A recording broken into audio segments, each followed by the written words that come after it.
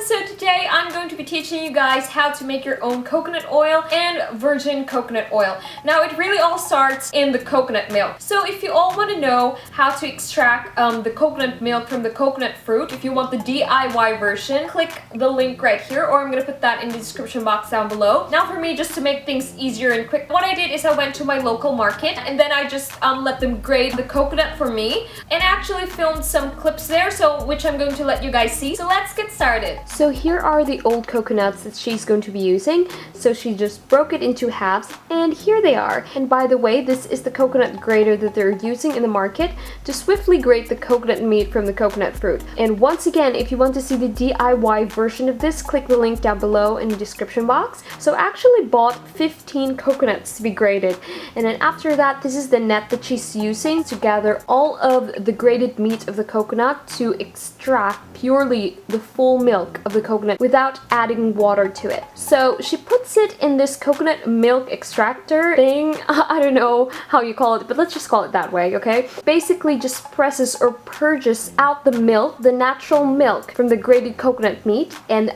that's the whole process. This is actually really great to do because this makes the process of making your coconut oil quick rather than leaving it overnight and then scraping out the solids the next day. So now this is what it looks like. This is the rich, full milk of the coconut. So first we will be making our very own coconut oil. By the way, this is how much of the coconut milk that we got from those 15 coconuts. Now you will be needing a large pan to cook this. Now I'm just simply going to pour all of the coconut milk in there and let that cook for about an hour. Keep in mind that the cooking time is dependent on how much coconut milk that you're going to cook. So after a few minutes, you'd notice that it's starting to thicken up and you'd see some solids forming. I'm actually going to bring this up into a boil, and also make sure to stir it or scrape down the pan to avoid the bottom part from burning. And at this point, you'd notice that the solid starts to separate from the oil, and you actually have to wait until the solid turns into a golden brown color before turning off the heat. So after a few minutes, it finally turned into the shade, and now I'm simply going to put the heat off and strain it, and then let the oil cool down before transferring it into a measuring cup.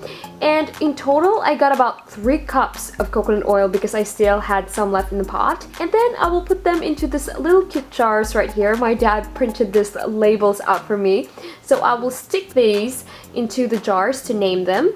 So this is what they look like. So now I'm going to transfer the oil into that little jar that I have. But first, I will filter it once again just to make sure that there are no coconut curd residue that's left in there. Alright, so after that, this is our finished product. Ta-da! This smells absolutely delicious. It smells really sweet, and this is actually great to use for your hair or for cooking. Now let's make the cold pressed virgin coconut oil. So once again, you will be needing a pure coconut milk that is not added with water, and then a wide rectangular container that looks like this.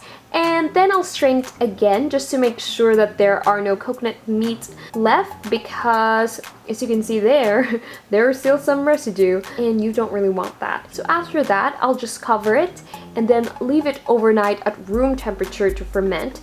And fast forward in the morning, this is what it looked like. So as you can see, the curd of the coconut milk has risen, and if you have observed right there, if you've noticed, the oil has started to separate from the curd. So to make this easy for me to actually part them, is I'm going to put it on the refrigerator again and leave it in there for another 24 hours.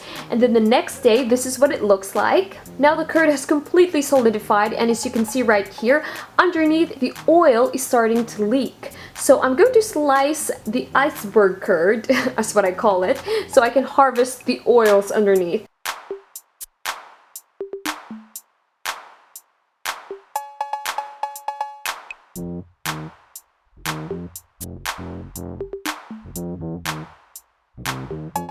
So as you can see, the color right now of the virgin coconut oil is quite gloomy. That's because that usually what happens to the natural coconut oil if you chill it or if you leave it in the refrigerator for a long time. So once again, I'm going to strain it just to make sure that there are no residues of the curds, just because you don't want this right here to be included in your virgin coconut oil. So this is the consistency that you want. So for the last time, I'm going to filter it again, but this time using this cheesecloth. off because it is finer, so you can filter it better. So as you can see there's still some left. So I just transferred it into my jar, and this is what it looks like.